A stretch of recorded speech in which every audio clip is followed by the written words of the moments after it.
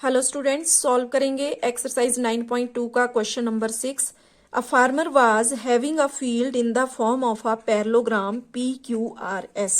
तो क्वेश्चन है कि किसी फार्मर के पास एक फील्ड है और उस फील्ड की शेप है पैरेललोग्राम में, ठीक है, और नाम दिया गया है उसको PQRS।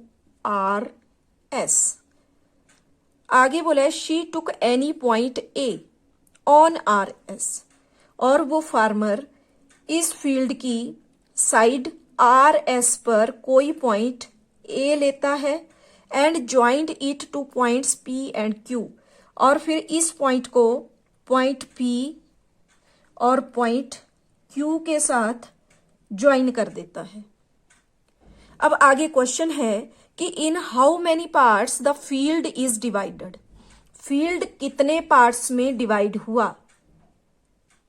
तो यहां क्लियरली हमें दिख रहा है कि फील्ड जो है वो 3 पार्ट्स में डिवाइड हो गया, ठीक है। और आगे बोला what are the shapes of these parts, और ये जो पार्ट्स हुए इनकी शेप क्या है? तो वो भी हम क्लियरली देख सकते हैं कि वो ट्राइंगल की शेप है। तीनों पार्ट्स जो हुए वो ट्राइंगल की शेप है। आगे बोला है कि the farmer wants to sow wheat and pulses in equal portion of the field separately.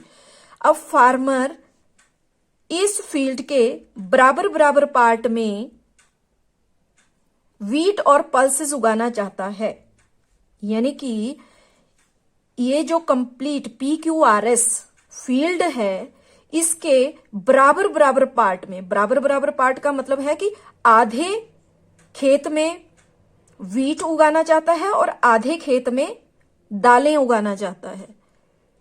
तो वो ऐसा किस तरह से करेगा? ठीक है, क्योंकि हमने शुरू में क्वेश्चन में देखा कि फील्ड को 3 पार्ट्स में डिवाइड कर दिया गया है यहां पर, लेकिन फार्मर इस खेत के बराबर हिस्सों में बराबर मात्रा में व्हीट और पल्सेस उगाना चाहता है। तो वो ऐसा किस तरह से करेगा? तो इसके लिए किस तरह से हम इसका आंसर कर सकते हैं? देखो, ये जो यहां पर बड़े वाली ट्राइंगल बन रही है, ट्राइंगल APQ, इसका बेस है यहां PQ, और ये जो पैरेललोग्राम है इसका बेस भी PQ है।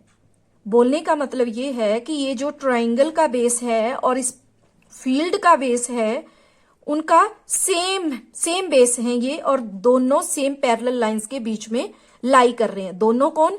ये बड़े वाली ट्राइंगल और ये पैरेललोग्राम, ठीक है। तो यहां पर हम लिख सकते हैं किस तरह से कि area of triangle APQ is equal to half area of PQRS, क्योंकि हम जानते हैं कि जब किसी ट्राइंगल और किसी पैरेललोग्राम का सेम बेस होता है तो ट्राइंगल का एरिया पैरेललोग्राम के एरिया के हाफ होता है, ठीक है। तो जब इस तरह से हम लिख देंगे तो इसका मतलब ये हुआ कि ये जो कंप्लीट फील्ड है उसका हाफ पार्ट जो है ये वाली ट्राइंगल हो गई, ये बड़े वाली ट्राइंगल जो है ये बन गई half part of the field. तो इस वाले पार्ट में या तो वो व्हीट उगा सकता है, क्योंकि उसको बराबर मात्रा में उगाना है खेत के दोनों हिस्सों में, व्हीट एंड पल्सेस, एक हिस्से में व्हीट और दूसरे हिस्से में पल्स।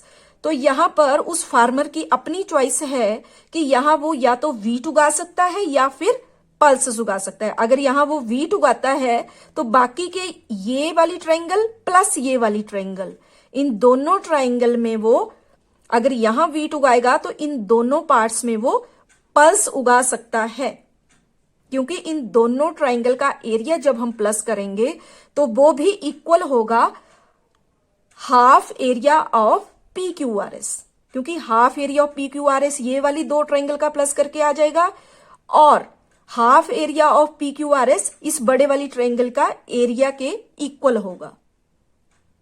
ठीक है, तो ये फार्मर की अपनी चॉइस है कि दो इक्वल पार्ट किस तरह से हो गया, एक तो हो गया ये वाला पार्ट और बाकी के ये जो दो बचे इन दोनों के एरिया को प्लस कर दिया जाए तो वो इक्वल हो जाएगा half area of this parallelogram. ठीक है, तो ये है इस क्वेश्चन में। अब हमने किस तरह क्वेश्चन को रिप्रेजेंट करना है, तो यहां जो गिवन है पहले हम वो लिख लेंगे।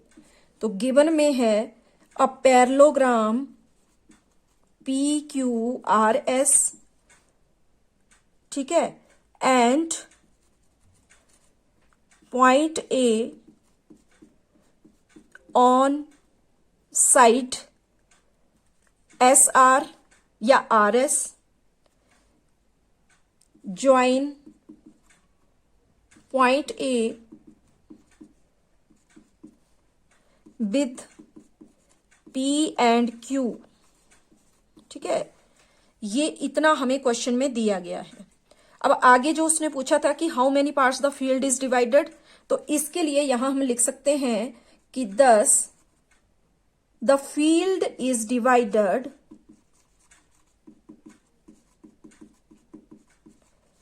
into 3 parts.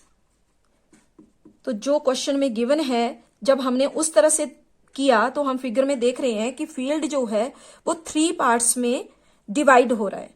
और आगे बोला कि what are the shapes of these parts, तो इन पार्ट्स की शेप भी हमें क्लियरली दिख रही है। And shape of each part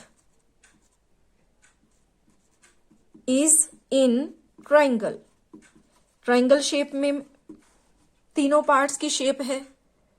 ठीक है, अब आगे फार्मर किस तरह से इस फील्ड के दोनों बराबर बराबर पार्ट में वीट और पल्स उगाएगा, इसके लिए हम यहां लिख सकते हैं कि triangle APQ and parallelogram PQRS are on the same base PQ and between same parallels PQ and RS या SR। ठीक है, तो जब सेम बेस और सेम पैरेलल लाइन के बीच में पैरेललोग्राम और ट्राइंगल लाई कर रहे हैं तो हम जानते हैं therefore area of triangle APQ is equal to half area of parallelogram PQRS। इसको दे दिया हमने इक्वेशन नंबर 1। देन ये तो हो गया ये वाला बड़े ट्राइंगल पूरे इस फील्ड का आधा, तो बाकी के जो 2 पार्ट बचे ये जो आधा रह गया वो हो जाएगा इन दोनों का एरिया प्लस करके। देन रिमेनिंग यहां पर है area of triangle APS plus area of triangle ARQ is equal to half area of PQRS। इसको दे देंगे हम इक्वेशन नंबर 2।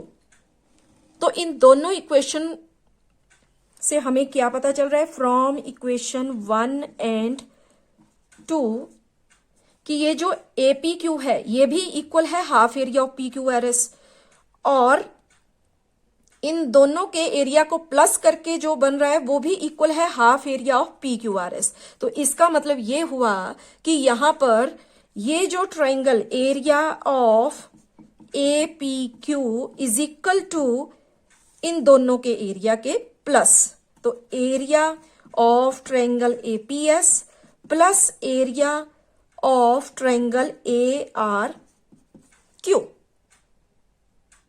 ठीक है, तो 2 इक्वल पार्ट्स जो हैं इस फील्ड के वो हो जाएगा एक ट्रायंगल APQ और दूसरा पार्ट बन जाएगा यहां पर area of APS and area of ARQ। ठीक है, तो यहां पर फील्ड जो है इस तरह से 2 इक्वल पार्ट्स में डिवाइड हो जाएगा। तो अब फार्मर की अपनी चॉइस है कि वो या तो इसमें वीट उगा सकता है और इन दोनों पार्ट में पल्स उगा ले, क्योंकि उसको बराबर मात्रा में खेत के दोनों हिस्सों में बराबर बराबर पल्स और वीट उगानी है। या फिर दूसरी ऑप्शन ये है कि वीट जो है वो इस वाले पार्ट में उगा ले, दोनों पार्ट में, और इस वाले में उगा ले पल्सेस। ठीक है, तो ये फार्मर की अपनी चॉइस होगी। हमने फील्ड को 2 इक्वल पार्ट्स में डिवाइड करना था, वो हमने करके यहां पर दिखा दिया। और लास्ट में यहां हम लिख सकते हैं कि आइदर द फार्मर